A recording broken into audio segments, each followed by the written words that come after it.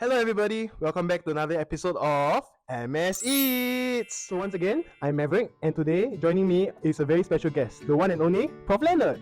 Yo, hey Odin. So I'm Leonard. I'm a very new professor here at MSE. I just joined in December, which makes me about May, so 5 months here over at MSE. Most of you are here longer than I have been, and I think I've not had a chance to interact with most of you yet.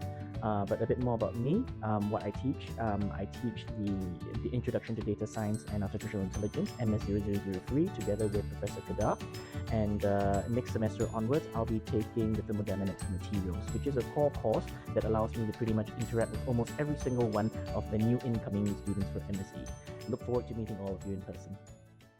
Okay, so since today is a Saturday, not many stores are open. So the stall which I really want you to try and it's open today is this place called Xiao Guanzi at North Spine. So that place has been open for about 2 years now, and I've really enjoyed the noodles that they serve over there. So are you excited to try it, Prof? Well, of course, I've never tried it before. Bring me something new. Okay, let's go!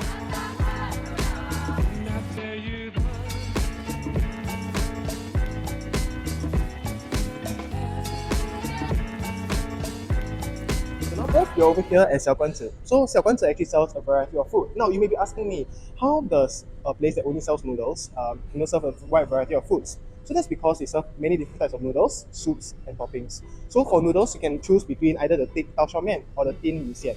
For the soups, you can choose 4 types. So you can choose the xiangla one, which is spicy, the tom yum one, the mushroom one, or the sauerkraut one. And as for the toppings, there's many different types. So you can have luncheon meat, fried pork, or even beef or seafood. And the price depends on what toppings you actually take. And on top of that, they do serve many different sides. So they serve like all the organs. They also serve like mo, which is my favorite in this stall so far. So are you ready to try the food, Prof? Yeah, of course. Okay, let's Lead go. the way, Maverick. Sure, Yeah. let's go.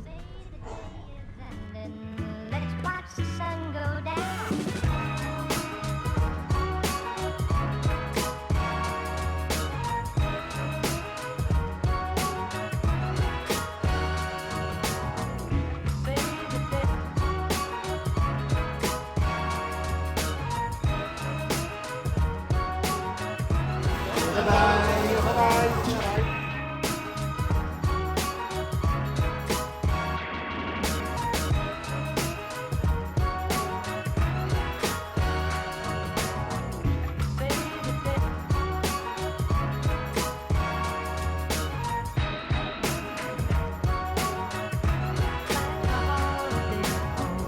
Say the day is ending, would you?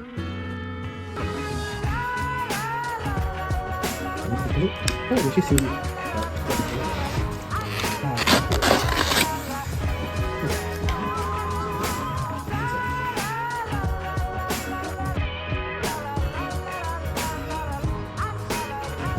Okay, so we're back here with our food. So I've chosen for myself the mushroom soup with tao shao mian and su rou, which is the fried pork, shredded pork. Yeah.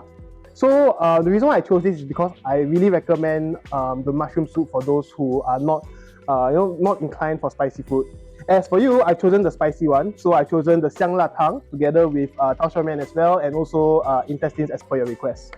And the reason why I really recommend that is because the xiang la here is very, very good, and the intestines are fantastic. So I am not an intestines eater. I actually don't like it. So I don't order kway chap and all that. But when I tried this, it really felt very nice, and I just got addicted to it. A convert. Yeah, I'm a convert to only this type of intestines though, not others. So yeah, so for those of you who don't really like to eat intestines, right, you should really try this one over here. It doesn't have that smelly taste when you eat it. Yeah. How do you the initial impressions of the noodles? It's very oily, but I guess it adds to the charm. Oh. My entire skin is coated. Yeah, it's coated in oil. Mine. Very aromatic. Yes, it There's is. a bunch of Chinese spices inside there. Mhm. And yeah, it looks delicious actually. Yeah. Yeah. Mine doesn't really have that aroma, but I have tasted it before, and wow, I'm really just starstruck by the taste. Okay. Very spicy. Normally, if you order mala, what would be your spice level? How many levels are there? There's the 小辣, 中辣, 大辣, and 特辣. I probably will be 中辣. Oh, okay, For okay, me, yeah. So I also be For a 中辣 myself. person. I don't do mala very often, but yeah, if so, I think But if you probably. have to, Okay. Correct. I think that's quite normal. I also am Yeah. a don't like kind of person. Yeah, I don't like it too extreme.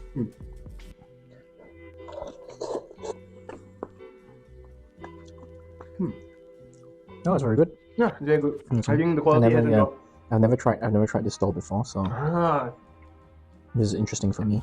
It's very popular among the international students. I do see a very long queue Yes, every time correct. I'm over at the canteen. So Because- I'm assuming they Yeah, it's a very authentic. very authentic flavor for Yes, correct. To me, I think the only drawback to this store will be the price. Okay. That's why I only have it once in a while. Cost Yeah. like $7. No, $7 for one of these bowls. Yes, That's correct. quite steep. It's quite So, steep, yeah. right? And especially for university kids. Correct. Yeah, you guys. All on GST vouchers. And, Yes, I thought there's a payout coming soon also. Yeah. 400, right? 200. Yes. Yeah. Can't wait for $200. it's Oh, nice. 400? Yeah, it's Oh, nice. yeah. Nice to help you help you guys out. I Yeah, guess. definitely. Yeah.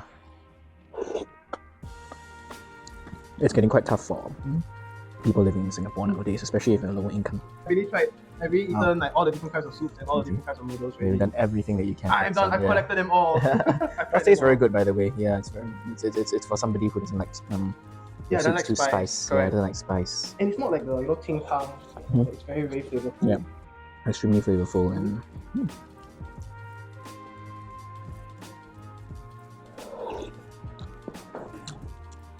Wow.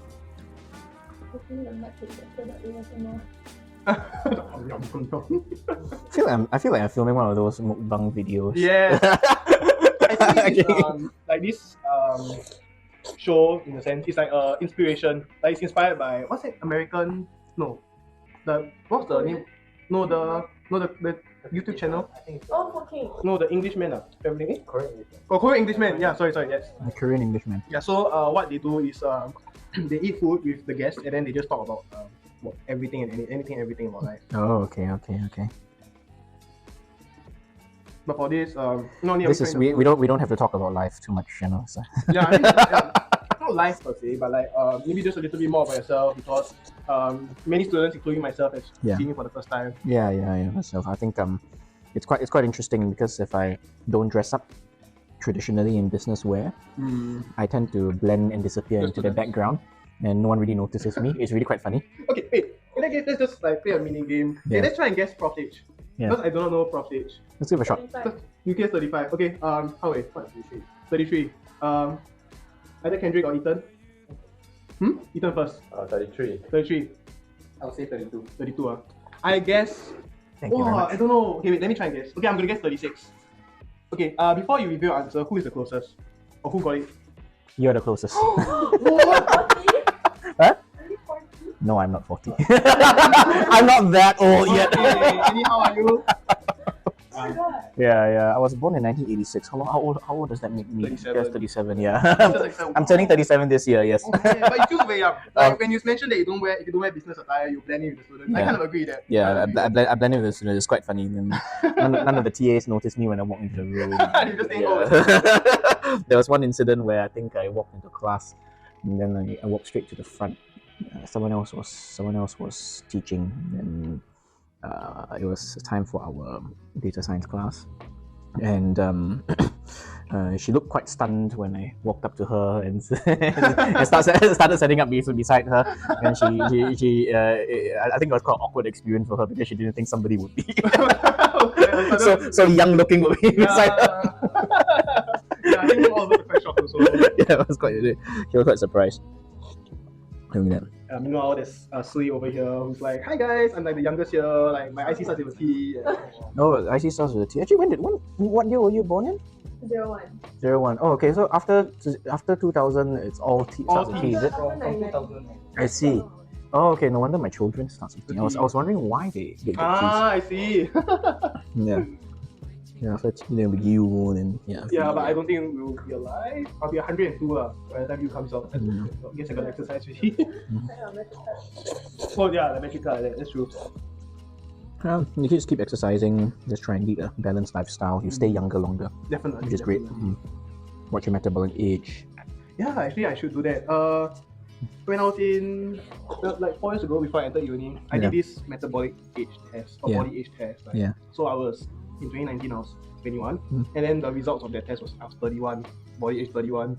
And you were panicking because of that? And I was panicking. I was like, what? I'm so old. Like, oh, I wish I had the body age of a 31-year-old right now. So Right now. Yeah, okay, I hope that I stay at 31 because I haven't taken a test yet. So like, I yeah. hope I stay at 31 even though I'm like 60 or 70. Yeah, take it with a pinch of salt also. Yeah, a lot of these things are based on metrics which have not been either scientifically proven nor standardized. Yeah, that's also So, very true. it's really a nice bit of marketing, but probably you don't wanna live and die or live your life just by that number. Yeah, definitely. Excuse Wise me. words. Yeah, that's the way. It is a good way to like point you towards better health. Yeah. So do you exercise often? You look like you do. Oh, so you do hear that? You say that you look like exercise often. I don't. Yeah. Yes, you just have good genes. Is that right? I hope I do. Yeah. But recently I've been gaining a lot of weight. Have you? Yeah, I've been eating a lot. Okay, but I mean, that's expected, right? Of Is it? somebody in your early 20s, right? I'm not in my early 20s. I'm kind of mid 20s already. Yeah, 25. 25. Yeah, Really? But it's not like muscle mass. It's like fats. But yeah, like I told myself now that maybe over the weekend I'll start exercising because my reservist is coming soon, and I see. with that I do my IPPT there. Okay. So I just want to make sure that I'm not that slow when I run. Oh yeah. No, IPPT now is quite simple. It's been simplified. Yes. And I think it's not so complex as last time. Definitely. Are you still doing a reservist or have you like MR? My entire unit has MR'd because I was away from Singapore for the past 8 years, since 2013. So my unit moved on without me. Oh dear. Yeah, so I am now on some reserve list. Oh, so you're not called back yet? I've not been called back since I've returned to Singapore. But Oh. but I only returned to Singapore in December last year. Oh. And in all frankness, if they called me back, I have no idea what they're gonna ask me to do. Actually, yeah, that's very true. Like perhaps just be like a admin guy. Probably guard some gate or open doors for people or something along those lines. Yeah. But I think it's best if they just don't call you back. I mean, because if they call you back, they have to pay you your professor salary, right? Well, I don't think that matters, does it? I don't know. Does But it? I've heard stories where like if your pay is very high, they won't call you back. It's not worth. It's like they can hire 2 other men for you, like 1 man. Yeah, well, that sort of raises a couple of things. Firstly, I don't know whether my salary is very high. Secondly, I do know of people who are very well paid and have been asked back. Okay, so I think that might be a bit of a myth. Yeah, for all we know, it could be just hearsay. Right. A lot of them definitely earn much more than me. Oh, Yeah. I see. Okay, and they've been asked to go back, and they're like top earning executives, top earning lawyers, professionals, even doctors. I mean, doctors they need them obviously. So I think I don't think earning a high salary sort of like makes you immune to being called back for reservists. Okay. Is this your first full-time job after you graduated? Completion of PhD? Full-time job? No. So when I finished my PhD, I did my PhD in Cambridge. Okay. I first got a fellowship from the Royal Academy of Engineering because I had a couple of patents. I had a patent which I wanted to spin out into a company, and the fellowship was a very good opportunity because it was focused on translational technologies. So my job essentially was to build a deep tech startup to try and find some commercial relevance for my patent. So I was working on problems for wind energy over in the North Sea, over in which is north of the UK. Okay. And there were some successes, raised a little bit of money, but ultimately it's difficult to find a product market fit. And we had to pivot. Halfway through pivoting, COVID broke out, and essentially that threw a wrench in the works. Okay, and I eventually ended up folding up the company, and but that was my first full-time role after my PhD. Out of curiosity, how did like NTU approach you and invite you to be a prof? NTU didn't approach me. So you just applied? Or? Yeah, I guess I was lucky because I came back to Singapore, and my company had just folded. I was running out of funding, and I was unable to go back to the UK because what happened was COVID broke out. The situation in the UK was not very good at that time, so I made a decision with my wife, who was pregnant at that time, to come back to Singapore and hide out here for 2 months before going back to resuming our lives. In the end, we never went back. I see. Yeah, we left our car, our apartment, everything there. So we essentially came back here and restarted from zero. Yeah, her job was there as well. Oh. So it was a very disruptive time, and I was looking for a job. So this is actually good advice, I think, for anyone graduating soon. You can apply through as many portals as you want, but the best way to get a role is essentially to reach out to your contacts to see whether they are going to be able to offer you any opportunities. So that's what I did. I essentially emailed everybody I knew and said I needed a role, and eventually that brought me here to MSE, where I spoke to Prof Lam. Okay, and she recommended that I enter a program known as the International Postdoctoral Fellowship, which means that I had to leave Singapore for 2 years again before coming back here to take up a full-time faculty position. Oh. Yes. So that's what you've been doing for like 2021 and 2022. Yes, that's why it's a great scheme because it allows incoming faculty to get very good international exposure. So they sent me to, I could have chosen anywhere I wanted to go, as long as it was a top performing institution. And I chose to go to CSIRO in Australia. CSIRO stands for the Commonwealth Scientific International Research Organization. It's think of them as an A-star for Australia. Okay, and that was where I worked on printable photovoltaics, printable solar cells, and I gained 2 years of experience there. Tried to make as many friends, as many contacts as possible before coming back here to start my faculty position here. And that's how I got here. Whoa, that's a very elaborate story. It's so cool. Yeah. It wasn't as straightforward as apply and get. Yeah, correct. There are a lot of rounds of interviews and a lot of people who go around. Yeah, that makes a lot of sense. Yeah. That's why I think all of us are like wondering, how does a prof become a prof? Like how does a prof, where did they start off? Did they start off from a company, or did they like do their PhD and then just immediately become a prof? Like everyone in whatever field you're in, lots of times there are many routes to get there, and often people never plan to become a prof. I personally swore blind that I would never become an academic or a professor during my second year of a PhD, and this is my retribution. Yeah. And here you are talking to me. And here I am. Yes, correct. Mine's cool. So never say never. Yeah. So I guess it's good advice also to keep your options open also. Like you never know what you will do in the future. Rather, I do recommend that everyone experiment. When you are the best opportunity to experiment with your career, I think, is really when you've just graduated. So even if you wanted to take 2 years off to work in an all-inclusive resort somewhere, become an air stewardess, or just travel the world and be a busking bum, I think why not? Because some people have developed very, very strong careers just based off their experience. At least people that I know. Okay? In fact, there are very few people that I know, who graduated with me from undergrad that ended up doing something related to their undergrad degree. Very, very few. Yes.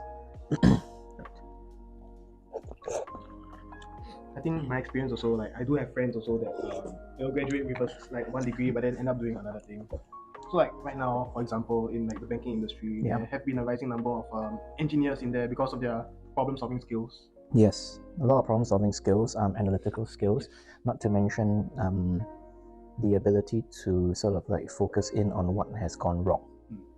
Yeah, and do a lot of diagnosis to look at what really moves the needle, what really is the main contributing factor to something. Correct. Okay, which is probably why engineers, it doesn't matter your discipline. Okay, it doesn't matter what kind of engineering you do. They are so highly in demand. Yes. Yeah, because very few disciplines train you to do this sort of thing. Yes, that's actually very true. Yes. So, like another thing that someone I know in banking told me was that the reason why they are looking more into engineers is because the clients that they deal with is actually not just fellow bankers from other banks. It's just a lot of other different companies, including manufacturing companies. So Indeed. Yeah. having people with engineering backgrounds, to have better understanding of what their problems are and devise tailor customized solutions for them. Correct. Not to mention, you also present a much more robust view of yourself. At least if you have a team of engineers, you say, look, I've got a team, they were formerly engineers, they were here, they will be able to understand you. You actually gain a lot of respect in the eyes of the clients. As opposed to somebody who probably has had a complete business experience. Oh, thank you very much. You can see it's very spicy. This is my This was third cup of water. Oh dear. So yes, but I mean, do explore something else other than banking as well. Yes. Okay, yeah, because there are other interesting things that can and should be done out there. Okay, and alternative careers are also, consider alternative careers as well, because you never know where it's going to lead you. Yeah, definitely. I myself, I had no idea I was going to be a professor, but here I am. Yeah, here you are. But would you say that you've enjoyed your life as a professor so far? Sorry. Yes, actually, it's been very enjoyable. The students are a joy to interact with, actually. And MSE is an environment whereby everyone's very helpful. This is most likely the most cohesive department I've been in. And the administrators are very skilled. They know exactly what to do. And the students in general, they very intelligent, very inquisitive. So I'm actually thoroughly enjoying my time here. I'm still learning a lot, but yeah, I really enjoy. Oh, thank you. That's 1, 2, 3, and 2 more out. Okay. 5 cups of water. Thanks, guys. I guess I really underestimated how spicy it will be. Yeah. I mean, but I do enjoy spicy food. It's just, I do need to drink a lot of water. It's okay. I mean, me too. Like, I can eat a bowl of like zhonglan mala and just sweat, like really perspire. Perspire all the way, correct? Yeah. You agree? You also do that? Oh yeah, correct. I remember that time we eat, right? Yeah. It adds to the joy of the experience, doesn't it? Yeah, it does. It does. When you're overseas, like I don't know, like normally when I'm in a country that doesn't really serve spicy food, I'll crave spicy. Yeah, mostly depends on which country you're in. So most developed countries, you'll be able to find food like this anywhere, in pretty much any country in the world, because the reach of Chinese cuisine is just very, very extensive now. Yes. But in the UK, you were in the UK for a while. Yes. I'm pretty sure Singaporean food there is very expensive, correct? So, for instance, I think I had a couple of favorite restaurants that sold Malaysian Singapore food. Oh, okay. One of those was Rasa Sayang over in Chinatown, over in London. Is that a van? No, it's a restaurant that's located straight in Chinatown. Okay. Soho. Chicken rice there would cost £7. Wow. £8. Wow. Yeah. Okay. But they do it well. You do. They do, in my experience, they do it well. Yeah. That's good. Yes. And when you're overseas as well, you tend to make a lot of friends with overseas Singaporeans, overseas and Malaysians, or people within your general community. And then you organize cookouts. So my wife, for instance, is very good at making chicken rice now by herself. Yes. That's cool. So no, you no longer have to pay £7 or £8 for a bowl of chicken rice. A plate of chicken rice, rather. Well, I guess it was a rare treat for me. I was a very poor student back then. £7 or £8 is a lot of money to spend on lunch or dinner. But then again, a sandwich in the UK, you easily spend £4.50. Oh. Yeah, and that was the standard lunch. Wow. Yeah, it's not a very, in my opinion, not a very nutritious lunch. You get a sandwich, perhaps an apple, and a soft drink. Sometimes you don't get an apple, you get a packet of chips, crisps. For you all, it's potato chips, so you call it crisps. Yeah, and that will be lunch. Yeah, it wasn't my favorite. It wasn't the most mouth-watering thing in the world, that's for sure. Yeah. But did you cook your own meals? Yes, Okay. mostly we cook our own meals. Unlike in most other westernized countries, if we want to make the distinction, it's much cheaper to buy from the supermarket and prepare your own food, as opposed to say Singapore, where it might be more cost effective to just eat out by yourself. Yes. Correct. So It's a very different culture. it's a different way of doing things. Yeah. So Okay, so now that we've finished eating, before I continue with the questions, may I ask, how would you rate the food out of a 5? there were 5, where 5 being the best and 1 being the worst. Yes, you can add, 0 being the worst. You 0 can being the add, worst. decimal point, so maybe like a GPA. Okay, So 4.3333333, you can round it up or down up to you. Okay, sure. 4.3333333. Okay. The food was very good. Yes, Good. I enjoyed. Yeah. I think I'll give it a 4.5 out of 5. Yeah. Okay, I yeah. really like the flavor, but Yeah. the only drawback is the price. But I think for the portion, it's pretty worth it. So It is rather oily. Yeah, it's rather oily. It's That's rather true, oily, true. I would say. Maybe Yeah. next time we can try like my one, the mushroom soup. Yeah. It's kind of less oily. Yeah, perhaps, yeah. Okay, yes. So now let's move on to the next segment. This segment will ask you a few questions about yourself, and you can just answer in the most comfortable way possible. Okay. So, the first question over here. Okay, so we've done some stalking on LinkedIn, and we've realized that your first degree as an undergraduate was in SMU, but it wasn't under science and engineering. So could you tell us more about what degree that was and what made you shift over to doing science and engineering? Yeah, as far as professors go, I think I've got one of the more non-classical educational pedigrees. I was never really a very big math and science person until after I graduated. I had always been interested in history and the way things work, so my first degree was from SMU, and I was, I think, the 4th batch of social science students that started in SMU. It was a blast. I loved it there.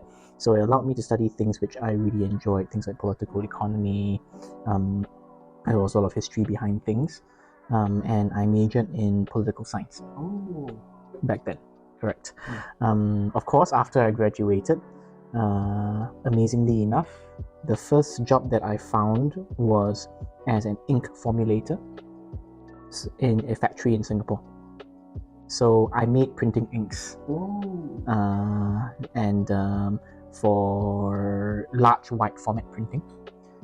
So these are processes which Yo's, Asia Pacific Breweries, Diageo utilized, okay, to make sure that for instance, to make sure that all their carton boxes came out the same color. So I mean, I like to see my role back then as a bit of an assistant to the brand manager, try and make sure that Coca-Cola Red was the same in Asia as it was the same in the US. It was not so simple. So that first introduced me to the concept of doing formulations, the concept of color science, working in Euclidean space for the very first time. And I was particularly interested in developing a technology known as UV LED printing.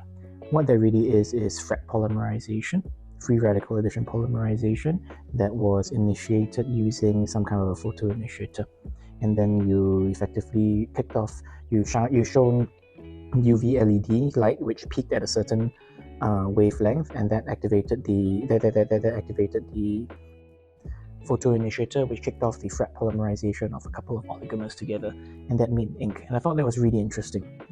So I did that for a couple of years, and what happened was I was starting to apply for grants for the Singapore government.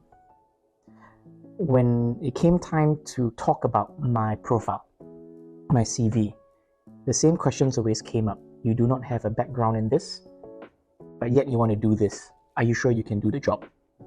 So I guess that was a valid point. So that's when I decided to say, hey, okay, I'm going to further myself in this field because I seem to enjoy it quite a bit. I went to the UK to do a relevant master's in it. And so I spent 1 year in the University of Leeds doing a master's in applied chemistry. And after that, I thought I'll be a little bit cheeky and started exploring a PhD. I actually didn't want to do a PhD back then. I didn't think it was relevant to the work that I was doing.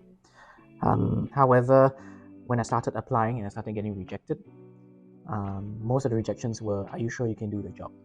And that really made me quite angry, or at least upset, that there were a lot of people who, xiao kan me. Yeah, so I walked around with a bit of a chip on my shoulder, and I was like, okay, I'm going to do this. And I applied to pretty much everywhere I could at work, and because I did well for a master's degree, and I had relevant skills which my supervisor in Cambridge back then was looking for, he accepted me for the program. And yeah, I started my PhD over in the University of Cambridge, and things got worse and worse from there. Okay, wow, it's Yes. very interesting, journey that you've gone from. I think the crux of it all is that I planned none of it. You didn't expect yourself, I planned none of it. It was a reaction to my situation at that point in time. So there was no one point in my career or in my life where I decided I'm going to do science. So if someone were to ask you every year, like, where would you see yourself in 5 years? Your answer will just keep changing. I don't know. I always just say I don't know, because you can no longer plan what comes ahead. And given the times that we live in right now, things are even more volatile than when I started doing all this. So I cannot confidently tell you where I will be in 5 years. I would like to think that I would have gotten tenure here somehow, although I don't think 5 years is enough, and that I'm a permanent part of MSE. I see. Yes. However, yeah, life does do things to you. Definitely. Yeah. Just wait to see what fate has in store for you. Yes. Yeah. So don't set yourself down on a career path too soon. Yes. Don't label yourself yet. Still keep your options open. Keep your options open. Explore. That's a very big piece of advice. That's very good advice, Prof. Yeah. Explore. Okay, so let's move on to the second question. Sure. Sorry, how it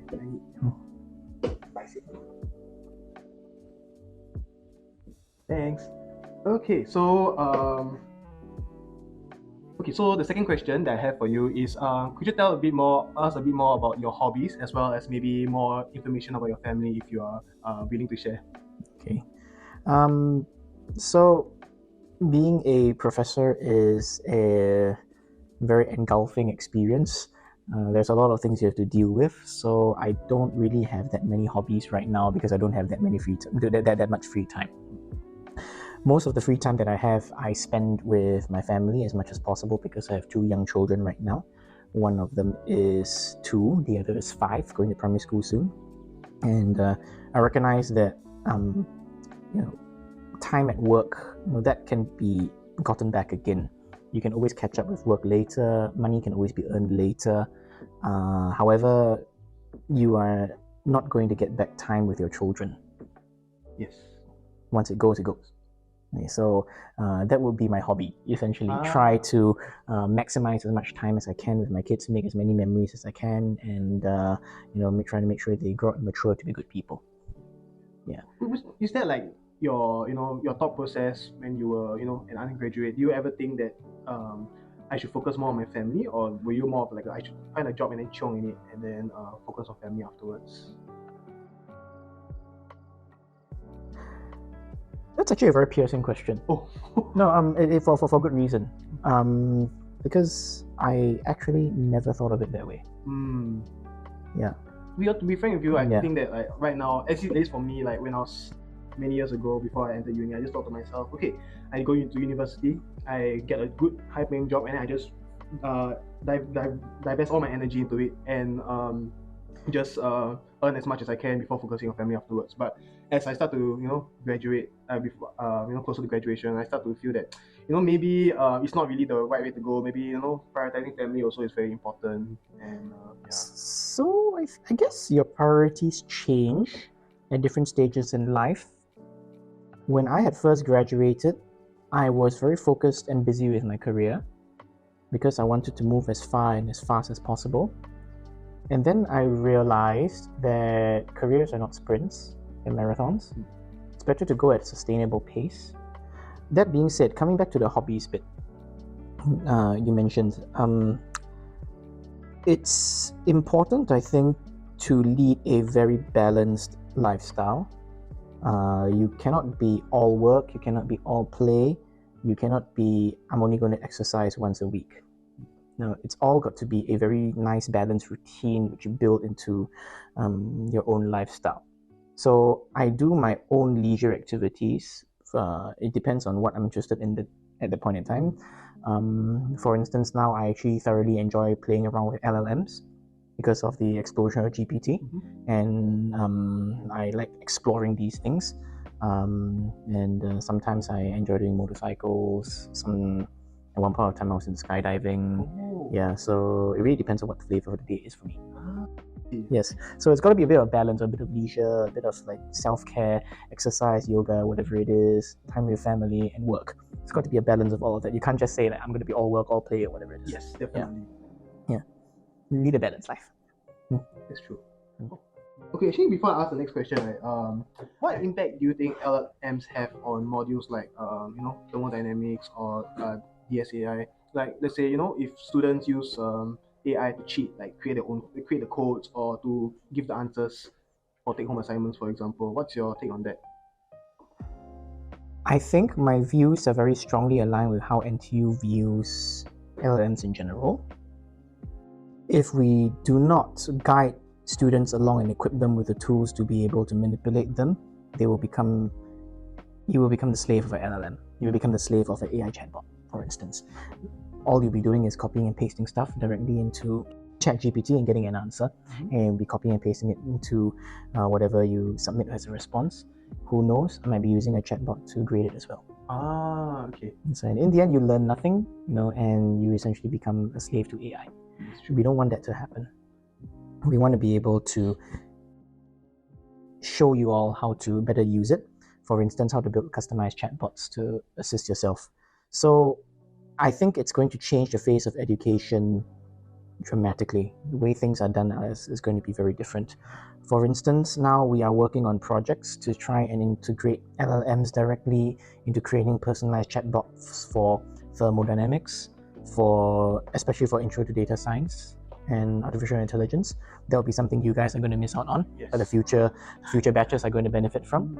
We want to be able to query it at the right time. So the one experience that we have with the last run of data science is that a lot of students use ChatGPT. They either prompt it the wrong way, or they don't understand what comes out as the output, and they just copy and paste it. Yes, the code runs, but it's either overly verbose, okay, or it's missed out a couple of critical parameters which the student has not noticed. Okay. And not to mention, skills like this are going to be like use of Jupyter notebooks, the understanding of regression, classification, unsupervised learning models. These are going to be ubiquitous throughout pretty much any student graduating now. Okay. If you just use LLMs to go and answer the questions without understanding what's going on, you will be left behind from the rest of your cohort mates. So I think it's important for instructors like ourselves to be able to guide you all to be able to learn how to use it better. Okay. Yeah. So in a sense now, you would say that maybe there are measures in place to ensure that even when students use like LLMs to generate the code for them, it's still not enough to answer the question? Yes, we are re-examining how we do the examination. Yeah, probably slightly more inference is required as opposed to just copying and pasting answers. Understand. Yeah. So we're figuring things out. We're building the airplane as we jump off the cliff. Let's just put it that way.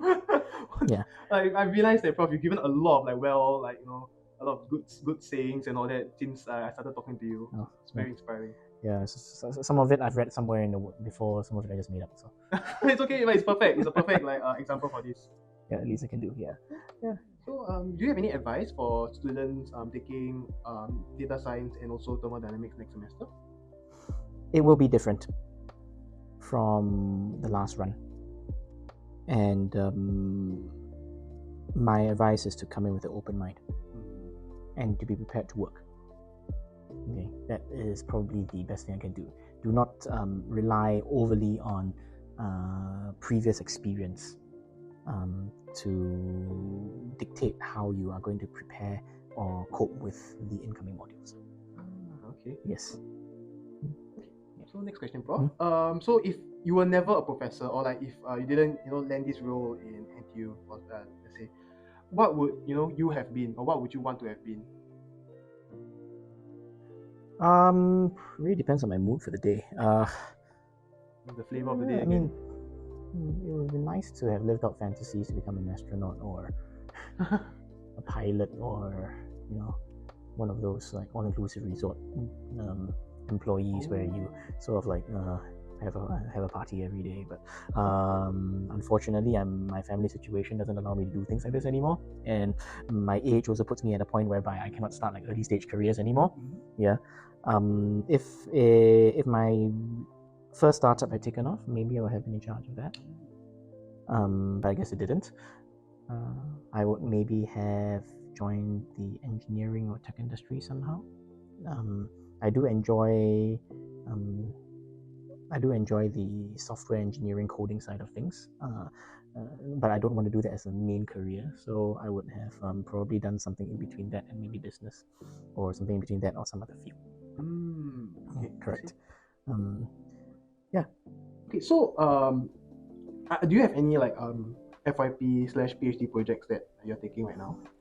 Yes, I do. I have maybe about somewhere between 12 to 14 FYP students who will be coming in Okay. under my supervision, and I have 2 PhD students who are incoming in about August. Wow. Okay. Yeah. And do you have any advertisement you want to do for like future FYP students? If they want to take under you next time. Okay. I'm new. I have spaces, and I would very much appreciate the opportunity to work with anyone who wants to do an FYP with me. So if you think that you quite like my face, you might be able to work with my personality. It doesn't really matter what you want to do, unless it's very far off from what I actually am doing right now. Please feel free to get in contact and we'll see whether we can scope out the project. Okay, then one final question before we move on to the next segment. So you've mentioned that you exercise frequently, correct? Yes, as much as I can. So do you gym? Because you look like you gym, actually. Do I? Yeah, you look like gym. Basically same thing as you told me. Like, you say I look like a gym, but you do definitely look like someone who does gym a lot. I try to exercise as much as possible. I exercise every weekday I see. in the morning. So I usually wake up at about 5:30 a.m. or 5 a.m. Yeah, and I would be in the gym by about 6 a.m. Wow. Yeah, so it's about until about 7 before I get back, get rid of the kids, and get the kids ready, send them to school, and then I'm in the office by about 9:30. Oh, Yeah, okay. thereabouts. Yeah, so I try to make it a daily routine for me. Okay. And then what time do you normally sleep at night then? Do you have enough rest? No, every day? it really depends. I try to get to bed by about 10. Okay. But usually things tend to snowball, and maybe I'll go to sleep about 11 or 12 o'clock. And then those days, I probably have to take it a bit easier the next day. I've got this thing over here. It looks like a wedding band, Okay. but this is you can take a look at it. Oh wow. Oh, you want to Yeah. take a close out of this? It's interesting. You We can want take to a see closer also. of this, yes. It's like some circuitry or what? Yeah, this is something known as an aura ring. Oh, So let me just sure. Wow, this is really cool. show you how well I slept last night. Okay. Okay. So does your wife have this also? Yes, I bought one for her as well. Wow, so cool. So, for instance, last night I had 5 hours of sleep. Before coming for today's interview, I had 5 hours of sleep. I was only 56% efficient with my sleep. I wasn't very restful. I had 59 minutes of REM sleep, 48 minutes of deep sleep. The good news is I went to sleep on time. Oh. But in general, it tracks your movement. And so this is exactly how many times I have woken up at night. Yeah, because it actually can tell how long I spent awake. So actually, I didn't sleep very well. I went to sleep at 12:03 a.m. and I woke up at 8:58 thereabouts because my daughter was ill last night and we had to take care of her somewhere over here. Yeah, so I use this to try and keep my health up. Trying to make sure that I have a good quality sleep. Oh, that's very interesting. Correct, I didn't know yeah. this existed. Yeah, something called an aura ring. Aura ring. Okay. Yeah, How fun is it? yeah. There's something called. It's a lot of fun. You want to talk about data science in action? That's data science. Yeah, that's why. Wow, this is quite interesting. Correct. It's Wow. operationalized data science. Correct. Yes. So yeah, it's nice. I increasingly pay a lot of attention to my health markers, how much sleep that I get, what my cholesterol levels are, my blood pressure, especially since I'm moving into my 40s, probably pretty sooner than I think. Okay, I think it's important for me to take note of that, and that's why I try to exercise a little bit every day. Makes Yeah. sense. Yes. As you said, when you exercise regularly, you stay young. for a long Yeah, time. you do. But more importantly, it becomes a routine, becomes a part of you. That's Yeah. true. So if you ask me to exercise 3 times a week every other day, I don't think I'll do it personally, Oh. because there will always be an excuse that I'm going to exercise the day after, I can skip the day. Yeah, but if I say it's going to be every single day, okay, it has to be from this time to this time. I'll wake up at the exact time to do it. It becomes part of your routine, and then that's how I just ratify to myself that I should do this. That I will be exercising every day. Okay. Yes. Oh, it's cool. Yeah, for me it's easier to do it every day than 3 times a week. Yeah, Makes personally. sense. Makes it a routine for you Yeah. to do it. Yeah, takes less mental energy as well. Yes. Okay. Yeah. Right. So shall we move on to the next segment? Yeah. So this is more of a fun segment, so called. So we want to test how good your knowledge about MSE is, and not just the mods, but like history of MSE and all that. So be prepared, Prof. It's okay if you get the answers wrong because Oh, dear. you're new. We'll give you a chance. We Okay. just want to know roughly how much you know about MSE. So are you ready? Yeah, okay, let's go. So let me just open it up again. Okay. Sorry, Wei. I have no idea. No, but I need the The unlock screen right? first. Yeah, he needs to get the unlock I screen. can't do that. I don't know. I somehow access his cards, his camera, but like not the dot. Thank you, Wei. Oh, wait, there's another one. Hold on. Where is it? Very scary. Don't worry about it. Don't worry. This is a very chill, kind of a session. So you don't really have to answer it if you don't know the answer. Yeah. Okay, so the very first question is, which module do you think students would fear the most currently? Before Fear the most. Fear the most. I think it's thermal. Is thermal? I think it's thermal. Or at least from the way that I hear things, it's thermal. Is thermal? Yes, Okay, is that the correct answer? Do you guys? I would say It's close. it's close. I'm also going to tell you. Oh, we can't put that in, I don't think. You can. Oh, we can't put that in, I don't think. You can bleep out the name. But personally, I think thermal, yes. But for me, my number one most feared mod would be phase transformation. Yes, phase transformation. Wow. 2016. Yeah. Oh. Isn't it a follow-on from thermal? Yes. Basically, yes, you start with a phase diagram and then you move on to phase change, right? Yeah. Yes. So that line of mods. Okay. So it's advanced thermal. All right. Yes. okay. Yeah. Yes. And advanced thermal. Advanced Part thermal. All right. It's good to know. two. Okay. So second question. Who is the incumbent president of the MSE Club right now? Have you seen anyone in MSE Club like recently? And Yeah, actually, we said his name just now. Kendrick? no. No? But Kendrick is the president of the faculty orientation program. Ah, So okay. you're close. He's the president. Yeah, that's right. Yeah, you probably haven't seen him before. No. But his name is Sean. Sean. All right. Yes, Yeah. Sean. You mentioned the Sean. Yes, Okay. Look forward to meeting him. Yes. Nice. So next question. What is the full name of this module? MS3014. Oh, good gosh. I don't remember things like this. Okay. The answer to that is wait, I also don't know. Analysis of materials, right? Analysis of materials. Isn't that? Yes. Dr. Eileen's? Yes, correct. Okay, What? so Yeah. that was going to be the second part of the question. Oh, I got it. right. Right. Okay, let's give full credit for that. Okay. Very good. Yeah. Okay, so I have told you that I'm taking a double degree program in material science and economics. From next year onwards, how many other people will be taking it, excluding the incoming freshmen? How many other people are taking it A double degree in econs And and MSE. besides me? Oh, I have no idea. Besides you. Besides me, like you can give a number or. Okay. Give me hints now. Okay, so the hint is that it's a single digit number. Single digit number. How many people are on your are your contemporaries now? How many people are on this degree?